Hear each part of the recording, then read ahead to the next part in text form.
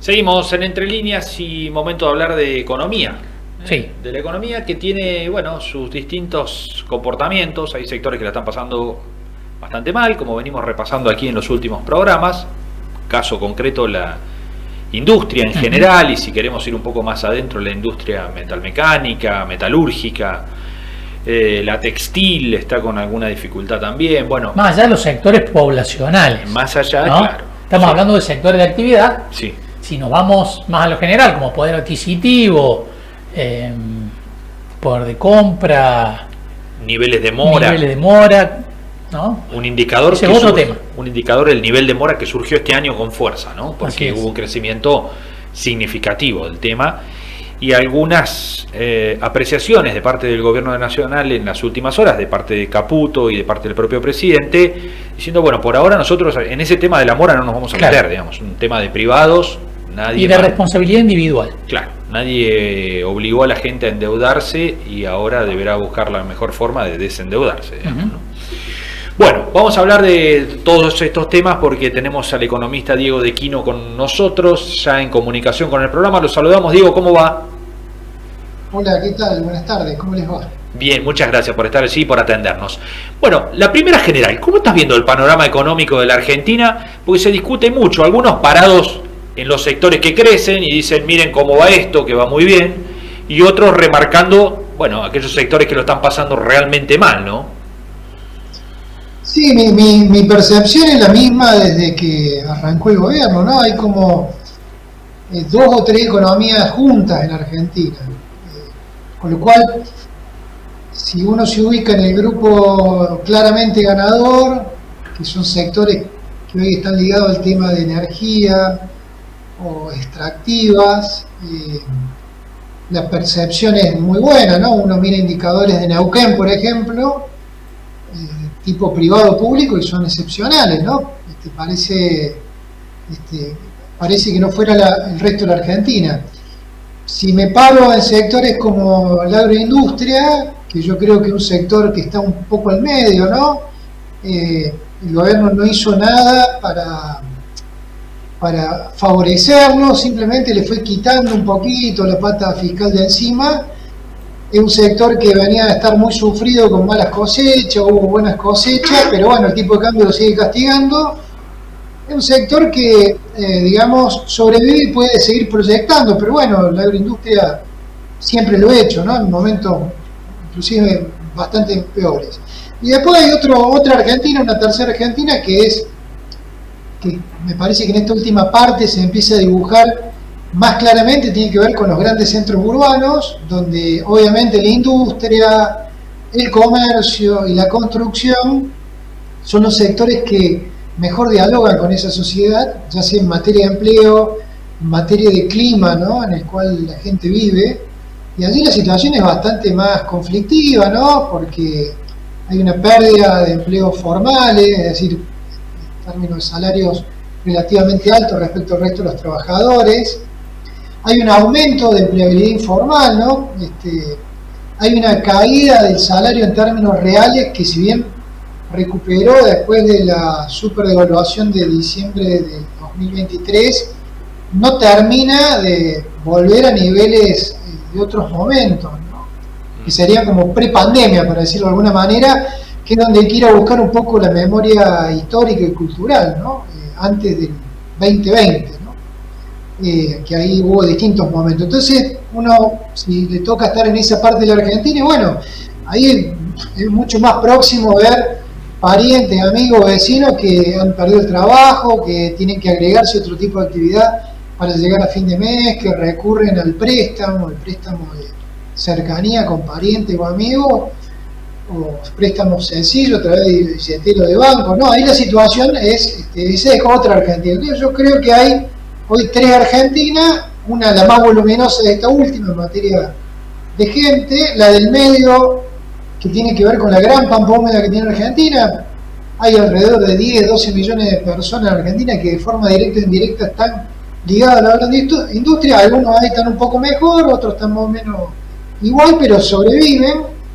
Y después hay un enclave chiquito, ¿no? Que tiene que ver con lo que enseñaba antes, con la energía, el petróleo, ¿no? Y la minería, que eso son economías más de enclave, no son mano de obra intensiva, están muy ligadas por la estrategia del gobierno de favorecer estos vouchers fiscales y cambiarios a través del RIGI a lo que serían capitales transnacionales, ¿no? Y hay bastante poco capital nacional, más allá de lo que sería lo que hace YPF, ¿no? Que es una empresa pública.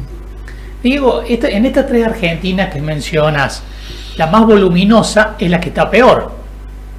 Y se empieza a mezclar ya la economía con la política electoral. ¿Cómo pensás que puede llegar a influir en algún momento en los principales índices o en la incertidumbre el tema de que, bueno, el 70% de la población está complicada económicamente o está en esos centros urbanos que están más castigados? Porque se empieza a hablar ya, ¿no?, del año que viene, de la posibilidad de una corrida. ¿Cómo lo ves a ese aspecto? Mira, te voy a tratar de responder como en dos frecuencias. La primera, que es aquello que no es mi expertise, ¿no? Que es la parte más política o social, ¿no? Pero yo creo que esa mayoría que en el primer golpe de vista te da una mayoría, como vos mencionabas, cuando le metés la segunda Argentina que yo mencioné, ya el número ajusta, ¿no? Entonces, ¿por qué digo esto? Porque si vos te parás en los grandes centros urbanos y tomás las periferias, que son los lugares más sufridos de la tercera Argentina, ahí te da un número grande, ¿no? Porque ahí entra el AMBA, el Gran Córdoba, el Gran Rosario, Gran Mar del Plata. Pero si vos tomás la segunda Argentina, que es la de la Pampa Húmeda, bueno, ahí te da 10, 12 millones de personas, que vos decís, bueno, ¿lo votan al gobierno con las dos manos? No creo, pero es una Argentina que tiene expectativa de que les puede pasar algo mejor, aún, ¿no? Porque imagina que le pueden quitar las retenciones, que puede haber una corrección cambiaria y eso les va a llover mejor en el bolsillo, ¿no? Entonces ahí yo creo que se produce como una especie de empate, ¿no? Ya no es tan abrumador esa mayoría de los votos, por decirlo de alguna manera. Y después, del lado, ya como economista, sí te diría que si el gobierno, este partido, que acabo de escribir, no lo empieza a dibujar mejor en materia que lo puede ganar, no sé si me explico, es decir, sí, de que los ganadores, sumados a los que le va muy bien, van a superar a los otros, bueno, va a pasar lo que pasó, por ejemplo, creo que las declaraciones de Quintela son hoy, ¿no?, del gobernador de La Rioja, que empieza a hacer, algunos de tus colegas, de sus colegas, empiezan a decir, ¿por qué dice esto? Porque en realidad le juega en contra al otro sector político, ¿no?, que va por otra propuesta, y yo, como analista económico, digo, están jugando el partido que tienen que jugar ese sector, ¿no?, porque empiezan a, como se llama, a talarte, ¿no?, a pegarte abajo, y están diciendo, mira, si nosotros llegamos, creo que la frase que usó es, si hay que expropiar, vamos a expropiar. Imagínate, en este contexto argentino, hablar de eso es como una bomba de neutrones. Sí. Bueno, produce este efecto que muchos inversores dicen, che, pará, acá están diciendo que van a jugar muy fuerte si entran. ¿Y qué pasa si entran? Y el otro lado dice, no, no entran, pero a ver, mostrame los números que no entran, ¿no?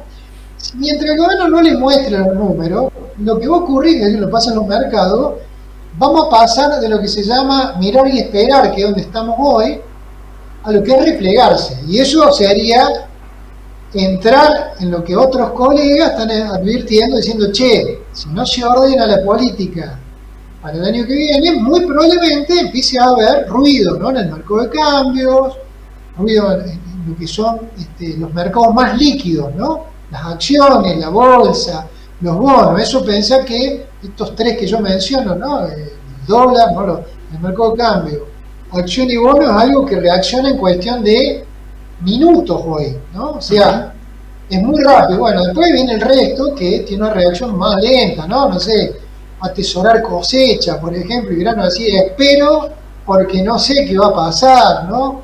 O empezar a estoquear bienes durables, es decir, el que tiene maquinaria de la que fuere para vender o vehículo utilitario, inclusive vehículo de consumo, ¿no? Dirá, como ha pasado otra vez, espero porque no sé si repongo, si vendo, ¿no?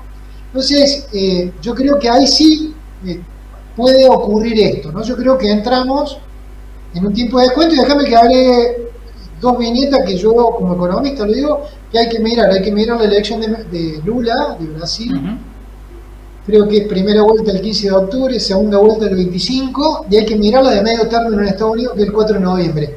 En los próximos 90 días, yo creo que para un inversor, yo no estoy hablando como un analista de la política, para un inversor va a tener un mapa más claro de qué puede ser la Argentina desde el 2027 en adelante. Porque ahí hay varias combinaciones, no es que es todo blanco-negro, como es la realidad, no es gana Lula, pierde Claro. como es Trump, o gana Bolsonaro, hay combinaciones, ¿no? Que cuando la empecé a pensar, decir, che, ¿qué pasa si Lula gana? Porque esas dos que dije son las más fáciles, ¿no? Gana Lula y pierde Trump, fácil. Pierde Lula, gana Trump, fácil también, ¿no? No hace falta ser un genio para invertir en el día después, ¿no? Ahora, ¿qué pasa si se empieza a combinar? Es decir, che, gana Lula, que es el principal socio comercial de la Argentina, que tiene una capacidad enorme acá, si Brasil decide hacer algo, ¿no? en su beneficio sin considerar a la Argentina, es tremendo el daño que nos puede producir, y gana Trump, ¿no? Que encima se tensiona, che, ¿no? O si pasa al revés, ¿no? Gana Bolsonaro y pierde Trump, donde podrían estar entrando o empezando a avisar los demócratas que podrían entrar, ¿no? Entonces yo digo, en los próximos 70, 80 días va a haber claridad para los inversores y creo que eso es lo que van a esperar. Y de ahí yo creo que vamos a tener más claridad de las apuestas que va a haber en torno a la Argentina. Diego, bueno, muchísimas gracias por estos minutos con nosotros. Ha sido un gusto tener este panorama. Bueno, espero habernos ayudado. Gracias. Un abrazo. Muchas gracias. Hasta la próxima. Chao, chao. Bueno, son elementos importantes también, ¿no? De Sí, cómo claro. la política va a empezar a tallar en la realidad económica, y la política no solamente doméstica, sino la política internacional y los alineamientos y sociedades que ha establecido el gobierno de Javier Milei. Claro, con el fuerte alineamiento a Donald Trump, ¿qué pasa si pierde Trump?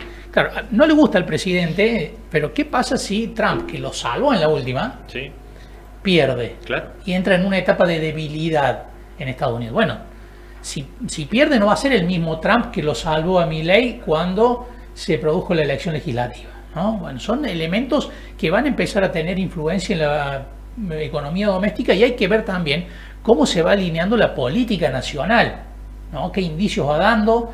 Si empieza a ser más competitiva la oposición, bueno, será un escenario económico. Si se consolida Milei en la posibilidad de ser reelecto, será otro escenario. Bueno, nos decía Diego, 70, 80, 90 días para que se empiece a esclarecer ese panorama. Así es. Vamos a la pausa. Vamos a la pausa, enseguida volvemos aquí en Entre Líneas.